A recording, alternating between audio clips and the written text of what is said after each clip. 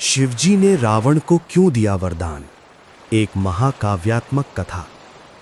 ये कथा केवल एक असुर राजा और देवाधिदेव की नहीं, ये भक्ति और अहंकार, तप और तृष्णा और नियति और परिणाम की कथा है। प्रथम अध्याय, रावण का जन्म। त्रेता युग में एक महान ऋषि थे, विश्रवा।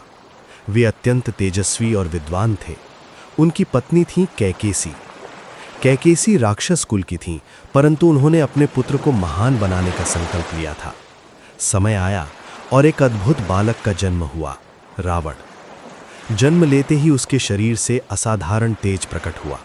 ज्योतिषियों ने भविष्यवाणी की, ये बालक अत्यंत पराक्रमी होगा, विद्वान होगा, परंतु यदि इसका मार्गदर्शन न हुआ तो इसका अहंकार इसका सर्वनाश करेगा। रावण बचपन से ही विलक्षण था। वेद, शास्त्र, तंत्र, आयुर्वेद, ज्योतिष सबका ज्ञाता। उसके 10 सिर केवल प्रतीक थे, 10 दिशाओं के ज्ञान के, परंतु उसके हृदय में एक ज्वाला थी, सर्वश्रेष्ठ बनने की ज्वाला। द्वितीय अध्याय, शक्ति की भूख। युवावस्था में पहुंचते ही रावण ने देखा कि देवताओं का साम्राज्य है, इंद्र का शासन है। उसने सोचा, मैं उनसे कम नहीं हूं। यदि मुझे अपार शक्ति मिल जाए तो मैं तीनों लोकों का स्वामी बन सकता हूं। उसने अपनी माता से पूछा, माता, सबसे महान देव कौन है? कैकेसी ने उत्तर दिया, देवों के देव हैं शिव। वे शीघ्र प्रसन्न होते हैं और अपने भक्तों पर असीम कृपा बरसाते हैं। रावण के हृदय में संकल्प जागा, मैं शिव को प्रसन्न करूंगा। तृतीय अध्याय, कैलाश की तपस्या। रावण हिमालय की ओर चल पड़ा। कैलाश पर्वत के समीप उसने कठोर तप आरंभ किया। वर्ष बीत गए। वो एक पैर पर खड़ा रहा। कभी जल त्याग दिया, कभी अन्न त्याग दिया, कभी धूप में खड़ा रहा, कभी हिमपात में। देवता भयभीत हो उठे।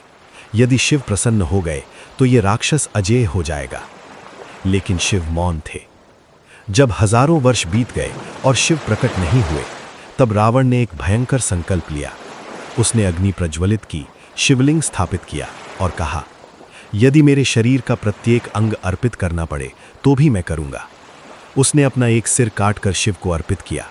रक्त बहा, धरती कांपी, पर वो विचलित न हुआ। एक एक कर उसने 9 सिर काट दिए। हर बार नया सिर उत्पन्न होता और वो पुनः काट देता। जब वो 10वां सिर काटने को हुआ, तभी आकाश में गर्जना हुई, धरती थर्रा उठी।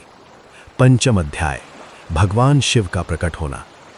तेजस्वी प्रकाश फैला, नंदी आगे बढ़े और फिर स्वयं प्रकट हुए भगवान शिव। उन्होंने रावण का हाथ थाम लिया। वत्स, तुम्हारी तपस्या ने मुझे प्रसन्न किया है, वर मांगो। रावण की आंखों में विजय की चमक थी। उसने कहा, हे महादेव, मुझे अमरता दीजिए। शिव मुस्कुराए, अमरता किसी को प्राप्त नहीं हो सकती। तब रावण ने कहा, तो मुझे ऐसा वर दीजिए कि देवता, दानव, यक्ष, गंधर्व, किन्नर, नाग कोई मुझे न मार सके। शिव ने तथास्तु कहा, परंतु रावण ने मनुष्य और वानर को तुच्छ समझकर उनसे सुरक्षा नहीं मांगी। षष्ठ अध्याय, चंद्रहास का वरदान। शिव ने प्रसन्न होकर रावण को एक दिव्य तलवार दी, चंद्रहास। जब तक तुम्हारे भीतर मेरी भक्ति रहेगी, ये तलवार तुम्हारी रक्षा करेगी। रावण ने भाव विभोर होकर शिव तांडव स्तोत्र की रचना की। उसकी भक्ति अद्भुत थी, इसीलिए शिव ने उसे वरदान दिया। सप्तम अध्याय, कैलाश उठाने का प्रयास। वरदान मिलते ही रावण का आत्मविश्वास बढ़ा। धीरे धीरे वो अहंकार में बदल गया। एक दिन वो पुष्पक विमान से कैलाश के ऊपर से गुजरा।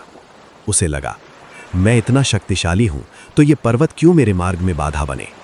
उसने अपने बल से कैलाश पर्वत उठाने का प्रयास किया। पर्वत कांप उठा। पार्वती जी भयभीत हुई। तब शिव ने केवल अपने पैर का अंगूठा दबाया।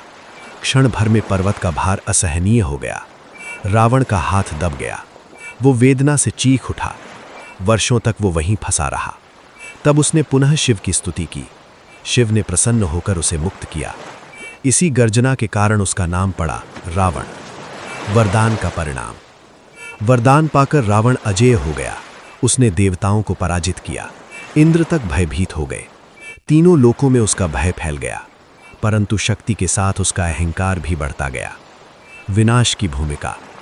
अहंकार मनुष्य को अंधा कर देता है। एक दिन रावण ने माता सीता का हरण किया। यही उसकी सबसे बड़ी भूल थी। उसे लगा मुझे कोई नहीं मार सकता, पर वो भूल गया था उसने मनुष्य से सुरक्षा नहीं मांगी थी। नियति का विधान।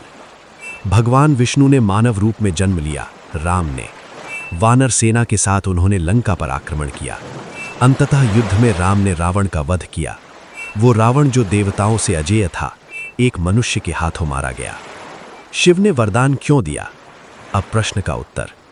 शिव न्यायप्रिय हैं, तप का फल देना उनका धर्म है। वे भोलेनाथ हैं, वे भक्त और दुष्ट में भेद नहीं करते, केवल भक्ति देखते हैं। ये नियति थी। रावण को शक्तिशाली बनना था ताकि धर्म की स्थापना हो सके।